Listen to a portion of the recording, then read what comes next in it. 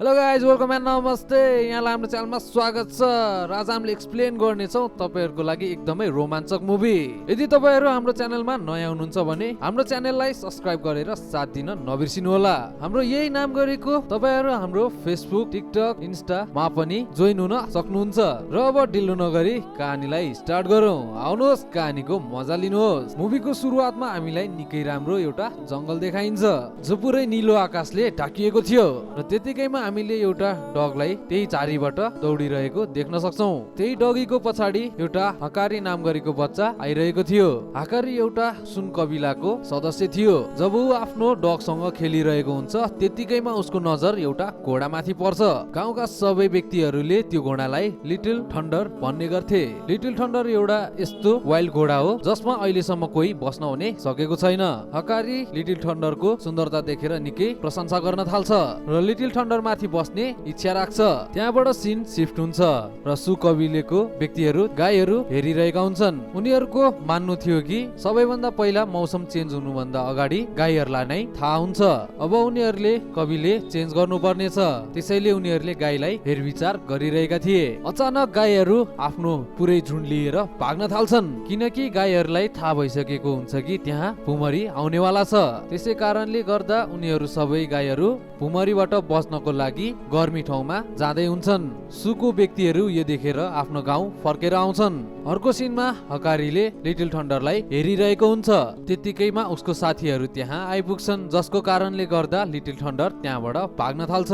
हकारीको दुईटा साथी हुन्छन् जसमा एउटा केटी जसको नाम रेम्बो हुन्छ, अर्को चाहिँ केटा हुन्छ र उनीहरू तीरबाजी खेल्नको लागि जाने प्लान गर्छन्। तर याकारीले जानलाई मनाई गरिदिन्छ र आफ्नो कुकुरसँग त्यहाँबाट जान्छ र उनीहरूको साथी उसको तीरबाजीको लागि जान्छन्। याकारी घर आएर आफ्नो ड्याडीलाई भन्छ कि उसले कहिले लिटिल थन्डरलाई सवारी गर्न पाउँछ। तब उसको ड्याडी हाँस्दै भन्छन् कि आजसम्म लिटिल थन्डरमा कोही बस्न सकेको छैन, न अहिलेसम्म कोही बहादुर व्यक्तिहरूले उसको सवारी गर्न सकेका छन्। यति भनेर उसको ड्याडले हकारीलाई उसको मम ठाउँमा पठाइदिन्छ। याकारीले गएर आफ्नो मम्मीलाई पनि कामहरूमा सघाउन थाल्छ। त्यसपछि याकारीको मम्मीले भन्नुहुन्छ कि भुमरीको मौसम आउँदैछ, हामीले यो ठाउँ छोड्दैछौँ। त्यसैले सबैजना बिजी छन् किनकि भुमरी आउनुभन्दा अगाडि नै उनीहरूले त्यो ठाउँ छोडेर गइसक्नु पर्नेछ। र अर्को कुरा, आज यो कुरामा राति मिटिङ हुन्छ। याकारी यो कुरा सुनेर दौडिँदै त्यहाँबाट जान्छ र एउटा रुखमा गएर चढेर एउटा हाँगामा मात्रै सुतेर बस्छ। उसले दिउँसै सपना देख्छ कि ऊ माथि आकाशमा चराहरूसँग उडिरहेको छ। ऊ बादलबाट भित्र छिर्छ र ऊ त्यसपछि एउटा चिलमा परिणत हुन्छ। त्यसपछि ऊ नदीको बिचोबिच हुँदै पहाडको माथि माथिबाट उड्न थाल्छ। त्यसपछि ऊ उड्दा उड्दै मान्छे बन्छ र ऊ त्यहाँबाट खस्छ। उसको निन्द्रा बिउजेपछि ऊ सिधै तल एउटा हाँगामा आएर झर्छ। याकारीको मम र उसको हजुरआमाले देखेर उसलाई उठाउँछन्। त्यसपछि याकारीले आफ्नो ग्रान्ड मदरलाई सपनामा ऊ चिल बनेको भनेर सुनाउँछ। तब उसको ग्रान्ड मदरले भन्छ कि सपनामा चिल देख्नु एकदमै भाग्यमानीको कुरा हो। सिन शिफ्ट हुन्छ र रात भएको देखाउँछ। याकारी आफ्नो साथीहरूसँग त्यही बैठक बस्न गइरहेको हुन्छ। तब याकारीले आफ्नो साथीहरूलाई भन्छ कि उसले आज लिटिल थन्डर देखेको थियो र यता सुको व्यक्तिहरू सबै यता छुट्टै घेरा बनाएर बसेका हुन्छन्। तब याकारीको हजुरआमाले भन्छन् कि गाईहरूले आफ्नो बसाई सारिसके, भुमरीको मौसम छिटो भन्दा छिटो आउँछ, त्यस कारणले गर्दा हामीले पनि चाँडै नै आफ्नो बसाई सार्नु पर्नेछ। तब याकारीको ड्याडीले भन्छन् कि उनीहरूलाई घोडाको कमी छ, त्यसैले उनीहरू सबैजना भोलि घोडा समात्न जानेछन्। यही कुरामा आजको बैठक यही सकिन्छ र सबै ठुला व्यक्तिहरू आफ्नो घरतिर लाग्छन्। र यता याकारी आफ्नो साथीहरूसँग भनिरहेको हुन्छ कि उसलाई लिटिल थन्डर माथि बस्नु छ। त्यतिकैमा याकारीको साथीले उनीहरूलाई भन्छ कि भोलि कबिलेको सबैजना घोडा समात्न गएको बेलामा लिटिल थन्डर पनि त्यही हुन्छ होला। र भोलिपल्ट हुने बित्तिकै उनीहरू तीनैजना लुक्दै त्यो कबिलेको व्यक्तिहरूसँग पछ्याउन थाल्छन्। उनीहरू सबै घोडा समात्ने ठाउँतिर गइरहेका हुन्छन् र तीनैजना त्यहाँबाट लुकेर हेरिरहेका हुन्छन्। तर याकारीको नजर भने लिटिल थन्डर माथि मात्रै परिरहेको हुन्छ। त्यतिकैमा लिटिल थन्डर घोडा समात्न आएको कबिलेको एउटा व्यक्तिलाई नागेर त्यहाँबाट भाग्छ। त्यसपछि याकारी लिटिल थन्डरको पछि पर्न थाल्छ। उसको साथीहरू पनि उसँग आउन खोजिरहेका हुन्छन्, तर याकारीले उनीहरूलाई आउनलाई मनाइ गरिदिन्छ र आफ्नो डगलाई पनि त्यही बस्नलाई भन्छ। त्यसपछि याकारी लिटिल थन्डरलाई पछ्याउँदै एउटा घना जंगलमा पुग्छ। तब याकारीले देख्छ कि लिटिल थन्डरको खुट्टा एउटा पत्थरको बीचमा फसिरहेको छ। उसले त्यो पत्थरलाई आफ्नो सक्ने बलले ढकेल्छ। त्यसपछि याकारीले लिटिल थन्डरलाई उप्रति माया भएको महसुस गराउँछ, तर लिटिल थन्डर त्यहाँबाट भाग्न थाल्छ। त्यतिकैमा त्यहाँ एकदमै सँगले भुमरी आउन थाल्छ र याकारी त्यही भुमरीको बीचमा हावामा घुमिरहेको हुन्छ। याकारी सँगसँगै एउटा चिल पनि उड्न थाल्छ र त्यतिकैमा याकारीले सोध्छ कि तिमी को हो। उसले भन्छ कि ऊ एउटा द ग्रेट इगल हो, जो जति नै खेर पनि उसलाई हेरविचार गरिरहेको हुन्छ र उसलाई धेरै कष्ट दुःखहरूबाट बचाइरहेको हुन्छ। त्यसपछि इगलले याकारीलाई लिटिल थन्डरलाई बचाएर बहादुरी देखाएकोमा त्यसैले इगलले याकारीलाई आफ्नो सबैभन्दा राम्रो प्वाक दिन्छ, जुन बहादुरीको निशानी हो।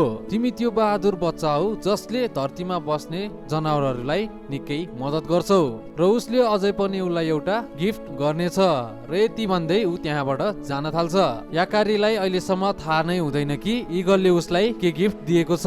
याकारी त्यही पत्थरमा बसिरहेको हुन्छ। त्यतिकैमा याकारीको डग त्यहाँ आइपुग्छ र डगले आएर याकारीलाई भन्छ कि थ्याङ्क गड तिमी सुरक्षित नै छौ, त्यसैले यहाँबाट हिँड। याकारीलाई आफ्नो डगले बोलेको सबै कुराहरू बुझिरहेको थियो, त्यसैले उसले सोध्छ कि इगलले दिएको गिफ्ट मलाई यही नै होला कि म जनावरहरूसँग कुरा गर्न सकौं र अब उसलाई र जनावरहरूलाई उसको आवाज बुझ्नेछन्। यो कुरा बुझ्ने बित्तिकै ऊ निकै खुसी हुन्छ र आफ्नो डगसँग कुरा गर्न थाल्छ र भन्छ कि अब ऊ लिटिल थन्डरमा बस्न सक्छ। त्यसैले ऊ त्यही खण्डर जंगलतिर अगाडि बढिरहेको हुन्छ। उसको कुकुरले भन्छ कि उसलाई त्यहाँबाट जानको लागि, तर याकारीले भन्छ कि म लिटिल थन्डरलाई खोजेरै छाड्छु। याकारी लिटिल थन्डरको पछि पर्न थाल्छ र खोलामा तल खस्छ। त्यो देखेर याकारीको डग उसको मम ड्याडलाई गएर सँगै लिएर आउन थाल्छ। याकारीको साथीहरूले पहिले नै उसको मम ड्याडलाई भनिसकेका थिए कि ऊ लिटिल थन्डरको पछि गएको छ। उसको मम ड्याडले उसको डगको पिछा गर्न थाल्छन् र याकारीलाई खोज्न थाल्छन्। बाटोमा जाँदा जाँदै उनीहरूलाई याकारीको खुट्टाको केही प्रिन्ट्सहरू मिल्छन् र उनीहरू त्यही फिङ्गर प्रिन्ट्सको फलो गर्न थाल्छन् र त्यही नदी भएको ठाउँमा पुग्छन् र उनीहरूलाई त्यहाँ त्यही इगलको प्वाक मिल्छ। जब ऊ नदीमा खसेको हुन्छ, इगलले दिएको प्वाक त्यही पानीमा खस्छ। याकारी यता बेहोस भएको हुन्छ। जब याकारी होसमा आउँछ, उसलाई थाहा हुन्छ कि ऊ बग्दै बग्दै बिबल्सको इलाकामा आइसकेको छ। तब याकारीलाई याद आउँछ कि ऊ आफ्नो कबिलेको व्यक्तिहरूबाट निकै टाढा आइसकेको छ। तब ऊ त्यहाँबाट आफ्नो घर जाने बाटोतिर निस्किन थाल्छ, तर लिटिल बिबर यो देखेर निकै निराश हुन्छ र याकारीलाई आधा बाटोसम्म छोड्नलाई उसकै ढाडमाथि चढेर जान्छ। निकै पर आइसकेपछि याकारीलाई थाहा हुन्छ कि ऊ कबिलेको व्यक्तिहरूबाट निकै टाढा छ। त्यसैले उसले लिटिल बिबरलाई अँगालो मार्दै आफ्नो अन्तिम गुड बाई भनेर त्यहाँबाट जान्छ। त्यसपछि उसले बाटोमा लिटिल थन्डरलाई भेट्छ र उसले लिटिल थन्डरसँग कुरा पनि गर्छ र उसले बारम्बार उसलाई थ्याङ्क यू भनिरहेको हुन्छ। त्यसपछि दुवैजना त्यहाँबाट निस्किँदै हुन्छन्। तब याकारीले पछाडि हेर्दा देख्छ कि केही सिकारीहरू घोडा समात्न आइरहेका छन् र ती घोडाहरूलाई एउटा रुखमा बानिदिन्छन्। तब याकारीले लिटिल थन्डरलाई भन्छ कि उसले उनीहरूको मद्दत गर्नेछ, जसको लागि उसलाई लिटिल थन्डरको जरुरत छ। तब याकारीले लिटिल थन्डरलाई भन्छ कि उसले सिकारीहरूको ध्यान भड्काइदेऊ, त्यतिखेरसम्म म सबै घोडाहरूलाई खोलेर छोडिदिन्छु र उसले यो कुरा मान्छ र उसले भने जस्तै सिकारीहरूको ध्यान भड्काइदिन्छ। त्यतिकैमा याकारीले सबै घोडालाई खोलिदिन्छ र त्यहाँबाट भगाइदिन्छ र उता लिटिल थन्डरले सिकारीहरूलाई आफ्नो जालमा फसाएर त्यहाँबाट भाग्न सफल हुन्छ र याकारीलाई आफ्नो ढाडमा राखेर फाँडी भाग्छ, तर एउटा सिकारीले उनीहरूको पिछा गर्छ र यता त्यतिकैमा याकारीको ममलाई याद आउँछ कि उसले आफ्नो सपनामा इगललाई देखेको थियो। तब उसको आमाले भन्छन् कि हुन सक्छ यो प्वाक हाम्रै याकारीको हो र यता याकारी र थन्डर भने पहाडको बीचबाट जाने डिसाइड गर्छन्, किनकि त्यही पहाड नै थियो जुन उनीहरूको कबिलासँग पुग्थ्यो। उनीहरू दुवैजना आफ्नो यात्रामा निकै कठिनाइहरू अप्नाइरहेका हुन्छन्। पत्थरको बाटो हिँड्नु र निकै कठिनाइहरू अप्नाएर हिँड्नु पर्ने बाटोमा उनीहरूले जाँदा जाँदै एउटा क्युट बियर बेबीलाई भेट्छन्। याकारीले त्यो बियरसँग निकै राम्रो तरिकाले कुरा गर्छ, तर लिटल थन्डरले भने उसलाई त्यहाँबाट जानलाई भन्छ। त्यसपछि उनीहरू नदीबाट हुँदै एउटा पहाडसम्म पुग्छन्, जहाँ एउटा व्यक्तिले उनीहरूलाई लुक्दै पछ्याइरहेका हुन्छन्। जब रात पर्छ, लिटल थन्डर र याकारी एउटा गुफामा जान्छन्, किनकि त्यहाँ निकै जाडो भइरहेको थियो र त्यहाँ गुफाभित्र उनीहरूलाई एउटा लिगेलसँग भेट हुन्छ र त्यो लिगलले भन्छ कि उसले धेरै समयदेखि उनीहरूलाई पछ्याइरहेकी थिए, किनकि ऊ बरफ हेर्न चाहन्थ्यो र उनीहरू तीनैजना त्यही सुत्छन् र भोलिपल्ट बिउजिएर उसले बाहिर हेर्दा निकै बरफले ढाकिएको ठाउँ देख्छ, यानि कि राति निकै बर्फिलो तुफान आएको थियो।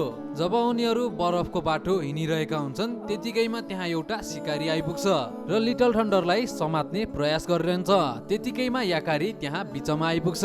आइस फ्रिजमा दुवैजना खस्छन्। याकारीलाई जब होस आउँछ, ऊ त्यहाँबाट भाग्न थाल्छ। शिकारी पनि उसको पछि पर्न थाल्छ र उनीहरू बाहिर निस्किन्छन्। जसो कि याकारी बाहिर निस्किन्छ, त्यतिकैमा त्यो शिकारीले याकारीलाई समाउँछ, तर त्यतिकैमा त्यहाँ याकारीको ड्याड आएर उसलाई बचाउँछन् र याकारीलाई भेटेर उसलाई अँगालो मार्दै लिएर जान्छन्। यो सबै कुरा लिटल थन्डरले हेरिरहेको हुन्छ र मनमा नै भनिरहेको हुन्छ कि याकारी, तिमी आफ्नै कबिलेहरूसँग बस, तिमीलाई यही ठाउँ पर्फेक्ट छ। जब याकारीले लिटल थन्डरलाई देख्छ, उसले उसलाई आवाज दिन्छ, तर लिटल थन्डर नसुने जसरी त्यहाँबाट घुमेर जान्छ। याकारी पनि आफ्नो मम ड्याड सँगै जान्छ। सिन शिफ्ट हुन्छ र यता हामीलाई देख्छौँ कि जब उनीहरू यताबाट आइरहेका हुन्छन्, त्यहाँ निकै ठुलो भुमरी आइपुग्छ र उनीहरू सबैजना आफ्नो घोडामा एकदमै तेजले दौडिरहेका हुन्छन्। त्यतिकैमा लिटल थन्डर पनि त्यहाँ आइपुग्छ र लिटल थन्डरलाई याकारीले पनि देख्छ। त्यतिकैमा त्यहाँ लिटल थन्डर आएर याकारीलाई आफ्नो ढाडमा राख्छ र भन्छ कि उनीहरू सबैलाई मेरो फलो गर्नलाई भन, किनकि मलाई यहाँको सेफ ठाउँ थाहा छ। लिटल थन्डरले उनीहरू सबैलाई एउटा सेफ ठाउँमा लिएर जान्छ। त्यसपछि गाउँले सबै मिलेर याकारीलाई गाउँको सबैभन्दा बहादुर घोषणा गरिदिन्छन् र यसरी ऊ पहिलो यस्तो व्यक्ति बन्छ जसले पहिलोचोटि लिटल थन्डरको सवारी गरेको थियो र उसको ड्याडीले इगलको प्वाख उसलाई फेरि फिर्ता दिँदै भन्छन् कि तिमी सबैभन्दा बहादुर छोरा हो। र यसरी नै याकारीको सपना पुरा हुन्छ, किनकि उसले आफ्नो सपनालाई हासिल गर्नको लागि बारम्बार मेहनत साथ अगाडि बढिरह्यो। र यसरी नै यो मुभीको ह्याप्पी एन्डिङ यही हुन्छ। र हामीले यो मुभी हेरेर के सिक्यौँ त? यो मुभी हेरेर हामीले सिक्न सक्छौँ कि कसरी आफ्नो लक्ष्यलाई अगाडि लिएर आफ्नो सपनाहरू पुरा गर्नलाई कति के सामना गर्नुपर्छ त। आफ्नो सपनालाई साकार गर्नलाई हामीले भित्र मनदेखि नै मेहनत गर्यो भने अवश्य सफल हुने नै छौँ। भिडियोलाई अन्तिमसम्म हेरेर साथ दिनुभएकोमा यहाँहरू सबैलाई धन्यवाद। तपाईँहरूलाई हाम्रो भिडियो राम्रो लाग्यो भने कमेन्ट सेक्सनमा केही प्रतिक्रिया दिनुहोला र हाम्रो च्यानललाई लाइक, शेयर, सब्स्क्राइब गरेर साथ दिनुहोला। हजुरहरूमा आज यति नै भन्दै बिदा हुन चाहन्छु। हस्त नमस्ते, धन्यवाद, जय नेपाल।